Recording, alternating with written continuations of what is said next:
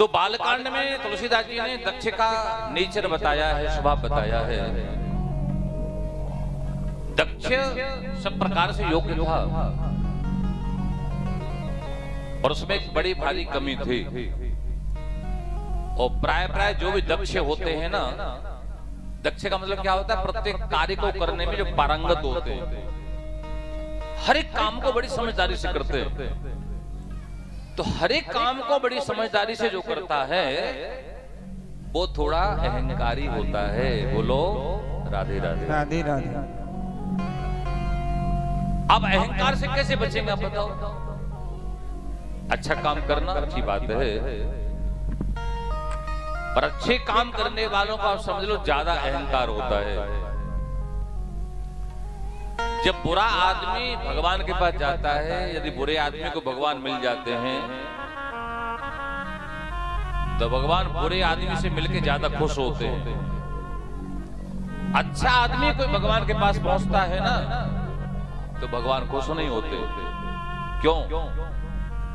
अच्छे आदमी को घमंड होता है, अहंकार होता है, मैंने अच्छा कर्म किया है, अच्छा कर्तव्य किया है, साधना की है तो मैंने भगवान को पाया है।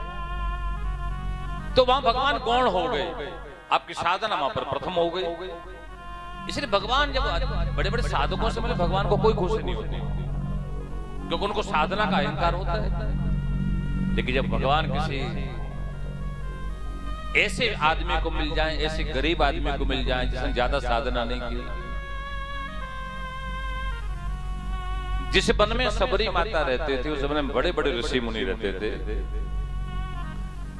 और बड़े बड़े ऋषि मुनियों को भगवान भी मिले। लेकिन भगवान को जो आनंद सबरी से मिलने में आया, या सबरी को जो राम जी से मिलकर के जो आनंद आया, भगवान को पहचान लिया और चरणों में लिपट गई, चरणों को पकड़ लिया और भगवान को सुंदर आसन पर विराजमान करके कहने लगी कि कहीं विधि अस्तुते करऊं तुम्हारी, अधम जात में जड़मति भारी। हे रघुनाथ, हे रघुराई, मेरे राम, मैं क्या तुम्हारी स्तुति करूं क्योंकि मैं बड़ी अधम हूं। अधम ते अधम, अधम अति नारी, तिन मोह में मति मंद अघारी।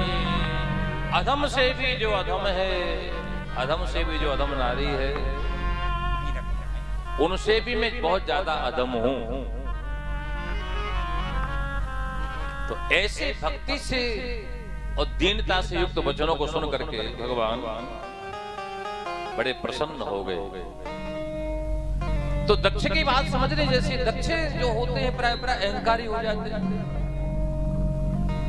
और तुलसीदास जी कहते कि ऐसा कोई माई का लाल पैदा नहीं हुआ कि अधिकार मिल जाए और वो अहंकार को प्राप्त न हो। जहां जहां अधिकार है,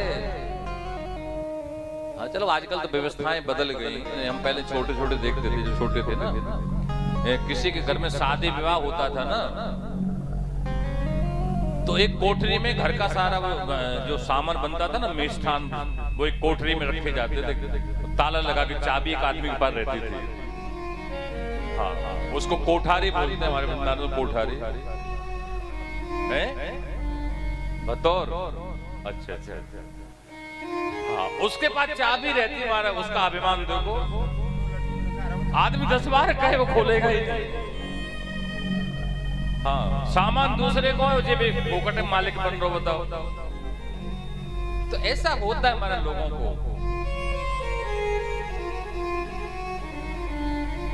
हाँ, ये जो व्यास गद्दी जिस पर हम बैठे ना,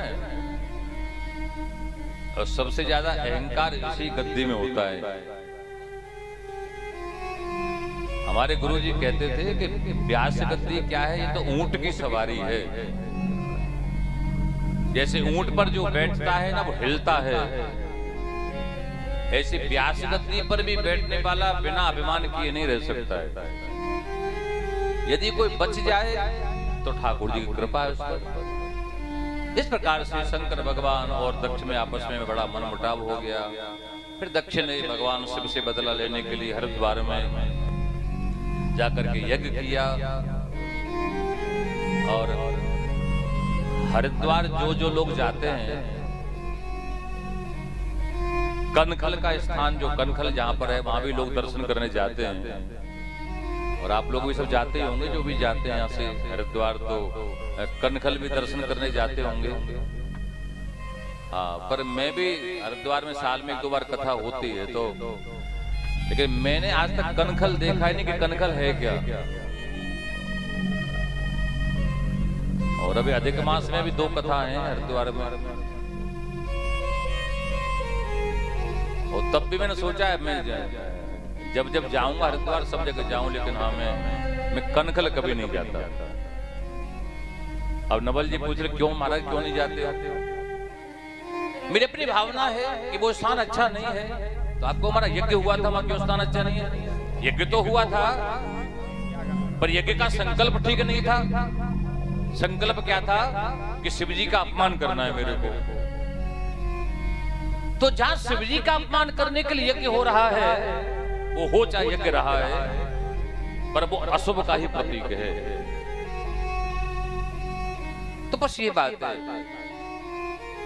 और सत्कर्म करने वालों को ये कथा बड़ी प्रेरणादायक है कि आप जब कोई अच्छा कर्म करो, अच्छे कर्म के पीछे संकल्प आपका अच्छा होना चाहिए, जिसको भगवान वेद कहते हैं शिव संकल्पमस्तु। बस यदि आपका संकल्प अच्छा है तो फिर यज्ञ सफल होगा ही होगा। और यदि संकल्प अच्छा नहीं है तो आपका यज्ञ सफल नहीं होगा।